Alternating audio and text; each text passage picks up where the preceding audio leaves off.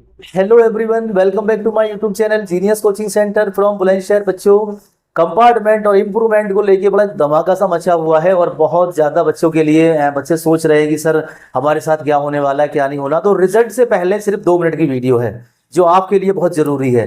Result से पहले आपके लिए जो इन्फॉर्मेशन है वो बेहद ज़रूरी है, जो आपको देनी बहुत ज़रूरी है। बच्चे बहुत परेशान हो रहे हैं रिजल्ट को लेके। रिजल्ट उनका अब आ जाए, कल आ जाए, परसों आ जाए, उसकी अपडेट मैंने आपको बता दी थी पिछली वीडियो में। और मैं आपको बताने जा रहा हूं आपको कि रिजल्ट से पहले हर बच्चे को जानना जरूरी है कि उसका रिजल्ट कैसे आने वाला है।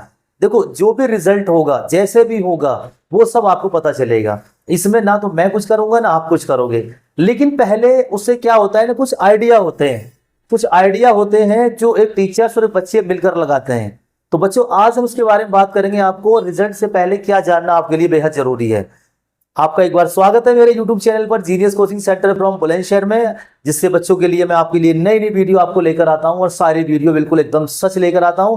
कोई मिलावट नहीं होती इसके अंदर, कोई भी इसके अंदर एक मतलब झूठी इन्फॉर्मेशन नहीं होती। चाहे वीडियो हम 3 दिन बाद बनाए, 2 दिन बाद बनाए, लेकिन इन्फॉर्मेशन आपके हित में जानी चाहिए। और इन्फॉर्मेशन ऐसी होनी चाहिए जो आपको भी लगे कि सर हाँ, बहुत अच्छी बात आपने बताई है। भाई, मैं बस उन बच्चों से देखो छोटी सी अपील कर रहा हूं कि देखो बच्चों, आप हमारी वीडियो देखते हैं, हमें आपका बहुत ज्यादा सपोर्ट मिल रहा है, बहुत ज्यादा प्यार बच्चे हमें कर रहे हैं। और हमने चैनल बनाया, देखो बहुत से यूट्यूबर 10 साल से, 15 साल से, 5 साल से चैनल बना रहे हैं।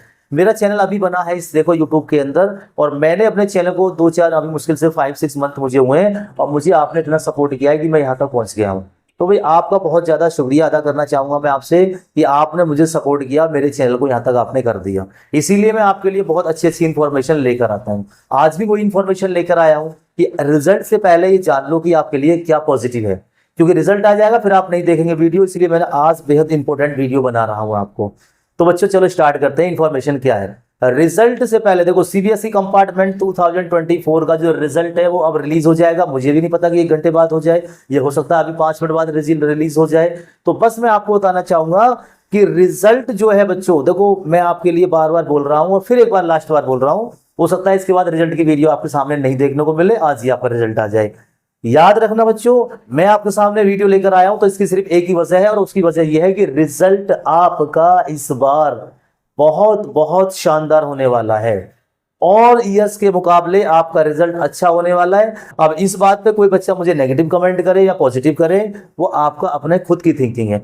लेकिन मैं आपको रिजल्ट से पहले, हो सकता है कि मैं अभी 1 घंटे बाद आपका रिजल्ट आ जाए, मैं आपको इसलिए बताने के लिए आ रहा हूं बच्चों कि देखो फिर हम लोग स्कूल चले जाएंगे, वहां पे हो सकता है कि हम आपको अपडेट ना दे पाए। इसीलिए मैं आपको अर्ली इन द मॉर्निंग ये वीडियो बना रहा हूं और आपको समझा रहा हूं कि रिजल्ट से पहले ये बच्चे 2 बातें जान लो। कि पहली चीज तो ये है बच्चों कि रिजल्ट आपका बहुत शानदार आने वाला है, बहुत अच्छा आने वाला है। इवन सारे बच्चे खुश हो जाइए जिन्होंने जैसा भी करा है, बस एक बच्चा इसमें बिल्कुल पछताएगा। एक बच्चे के लिए कोई बेनिफिट नहीं मिला है, और यानी कि उसको अगर थोड़ा बहुत मिला है तो पास नहीं हो पाया है। अब वो कौन बच्चा ऐसा है जिसको नंबर नहीं दिए गए, और कौन स्टूडेंट ऐसा है जो इस बार पास नहीं होगा। अब हो सकता है उसकी किस्मत है कि उसको पास कर दिया है। ध्यान से सुनना मेरी बात को, मैं क्या बताने वाला हूं आपको। देखो, जब बच्चों ने कंपार्टमेंट और इंप्रूवमेंट का एग्जाम दिया हुआ था, देखो इंप्रूवमेंट वाला बच्चा तो फेल होने का मतलब ही नहीं है। इंप्रूवमेंट का में तो आप ये मान के चलो वो तो पास था, उसने तो अपने नंबरों को बढ़ाने के लिए एग्जाम दिया है।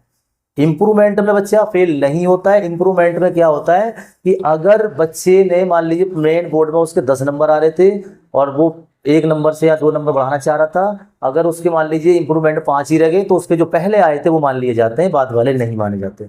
तो ये इंप्रूवमेंट का टॉपिक था। बात आती है कंपार्टमेंट की। कंपार्टमेंट में क्या है बच्चों, कंपार्टमेंट का जो थोड़ा सा ये टॉपिकल होता है, इसकी थ्योरी अलग है थोड़ी। इसकी थ्योरी अलग क्या है मैं समझाता हूँ आपको। देखो, आपने कंपार्टमेंट एग्जाम दिया है और आपने कंपार्टमेंट एग्जाम देके घर आ गए थे, और तब से आप वेट कर रहे हो रिजल्ट का। आखिर वो घड़ी आ भी गई है कि आपको रिजल्ट देखने को मिल जाएगा। लेकिन बच्चों, इसमें सबसे ज्यादा लॉस में वो बच्चा रहेगा जिसकी मैं बात कर रहा हूं कि देखो सारे एमसीक्यू गलत, कॉपी खाली छोड़ी, करा कुछ नहीं। अब आप मुझे बताइए उस बच्चे को कैसे पास किया जाए? वो बच्चा किस एंगल से पास होगा? सीबीएसई उसको कैसे पास करेगी? क्या वो अपने हाथ से लिखेगी? क्या वो मान लीजिए किसी और से लिखवाएगी? तो उसके लिए बड़ी ये बैड न्यूज है कि देखो भाई, उसका कुछ नहीं हो सकता। और मुझे नहीं लगता कि मेरे जो चैनल से जुड़े हुए बच्चे उनमें कोई एक सिंगल बच्चा ऐसा होगा जो नोटबुक को खाली छोड़ के आया होगा।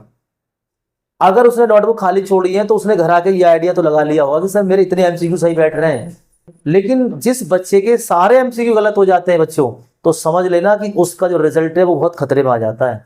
ये एमसीक्यू जो होते हैं ना, ये बहुत सपोर्टेड होते हैं, इसीलिए बोलते हैं कि एमसीक्यू को ना, उसकी ट्रिक जो आपको बताई गई थी वो आपने अप्लाई करी होगी, घर आके आपने मैच कर लिया होगा। अगर सिंगल बच्चा ऐसा आ रहा है ना कि सर मेरे सारे एमसीक्यू गलत हैं, एक भी सही नहीं है, भाई उसका कुछ नहीं हो सकता, वो तो समझ लो फेल ही है ही।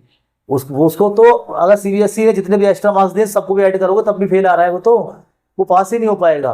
तो एमसीक्यू का ना बहुत बड़ा रोल था, बहुत बड़ा सपोर्ट था जो बच्चों को मिलना चाहिए था, और जिन्होंने मेहनत करी उनको पूरा सपोर्ट मिला था, और जिन्होंने नहीं करी उन्होंने झूठ बोला था हमें कि सर मेरा कमेंट में बहुत बच्चे झूठ से लिख देते हैं, सर मेरे 15 सही आ रहे हैं, ये गलत आ रहे हैं। देखो ये तो जो आप ही तो करके आए हो, ये तो आप ही बताओगे ना सर कितने सही है कितने गलत है। उसका हम रिप्लाई कर देते हैं कि बच्चों की अगर आपके इतने एमसीक्यू ठीक है, मान लीजिए किसी का 10 एमसीक्यू ठीक है, उसको पास होने से कोई नहीं रोक सकता। कम से कम 10 एमसीक्यू का ठीक होना जरूरी है। इवन 8 भी सही होते हैं, बाकी के और भी सही हो जाते हैं, क्योंकि एमसीक्यू ना एक ऐसी प्रक्रिया है बच्चों, इसमें ना नंबर या तो मिलेगा ही नहीं, मिलेगा तो पूरा एक मिलेगा, इसमें हाफ मार्क्स का चांस नहीं होता है। और अगर मान लीजिए आपको एमसीक्यू पे एक नंबर मिल रहा है ना, तो 10 नंबर, अगर आपको 10 एमसीक्यू ठीक है तो आपको बहुत बड़ा सपोर्ट मिल जाता है। और बाकी तो आप लिख लेते हैं, क्योंकि लिखने की थ्योरी अलग है, उस पर टीचर नंबर देता है, अभी आधा लिखा है आधा नंबर दे दो, पूरा लिखा है 2 नंबर दे दो, 3 नंबर दे दो, वो डिपेंड करता है टीचर पे। बट आपका एमसीक्यू अगर सही है तो उसे कोई नहीं काट सकता, क्योंकि आप बाद में जाके कॉपी चेक करवा लेंगे, सर मैंने तो ठीक करा था, मेरा क्यों काट दिया, तो फिर उस टीचर्स की बात लग जाती है, उसको फिर नेक्स्ट टाइम बोर्ड में कॉपी चेकिंग के लिए नहीं भेजा जाता है। तो बात आ गई समझ में। तो मेन टॉपिक क्या था, मेन पॉइंट था कि भाई एमसीक्यू जिसके सही थे उसका रिजल्ट बहुत शानदार हो जाएगा। और जिन बच्चों ने कुछ नहीं करा है, देखो खाली कॉपी छोड़ के आते हैं बच्चे और अपने फ्रेंड को भी नहीं बताते हैं, और उनके दिल में पता होता है कि यार मैं क्या करके आया हूँ, तो बच्चों उसका तो कुछ नहीं हो सकता। तो इसीलिए रिजल्ट से पहले बच्चे को ये आइडिया हो जाता है, खुद भी पता चल जाता है कि मेरी इतनी परसेंटेज बन जाएगी कम से कम। टीचर पूछते हैं हाँ भाई कितनी परसेंटेज की उम्मीद मान रहे हो, बच्चे कहते हैं सर मेरी 90+, मेरी 80+, क्योंकि उन्होंने करा है ना ऐसा, उन्होंने ऐसा करा है तो उनको एक आइडिया लग जाता है। और बच्चे जो जो एवरेज बच्चे होते हैं वो कहते हैं सर 50 नंबर मेरे आराम से आ जाएंगे। तो इसका मतलब उन्होंने घर आके मैच किया है, उन्होंने चेक किया है और उन्होंने देखा है कि उसके 50 जो 50-60 मार्क्स है वो आ जाएंगे।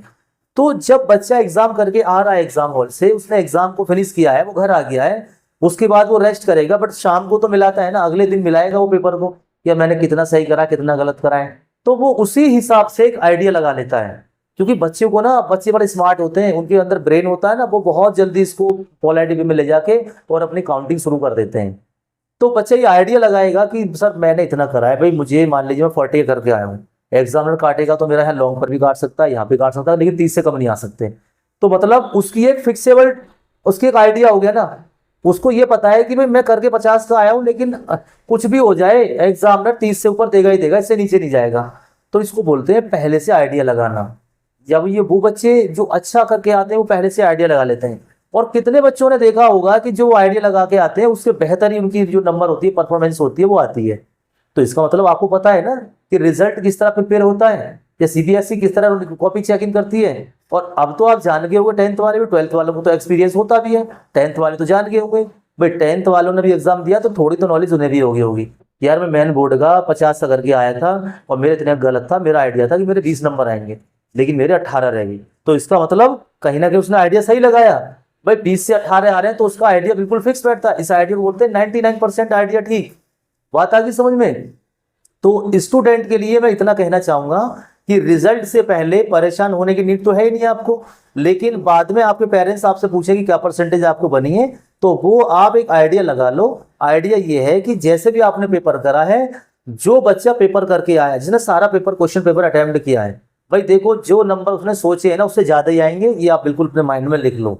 और जिसको ये डर है कि यार मेरे 2 MCQ सही बैठ रहे हैं बाकी तो मैंने बना के लिखा है, मेरे 2 MCQ सही बैठ रहे हैं, मेरे 3 सही बैठ रहे हैं, बाकी मैंने बना के लिखा है, तो भाई उसको फेल होने के चांसेस हैं। और अगर वो फेल होता है तो वो बन जाएगा प्राइवेट कैंडिडेट, फिर वो 2025 में बोर्ड एग्जाम देगा, उससे पहले उसका एग्जाम नहीं होगा, और फिर वो आगे क्लास अभी नहीं कर पाएगा। उसके लिए वो घर पे प्रिपरेशन करेगा, प्राइवेट करेगा रेगुलर करेगा, वो उसकी अपनी थिंकिंग है।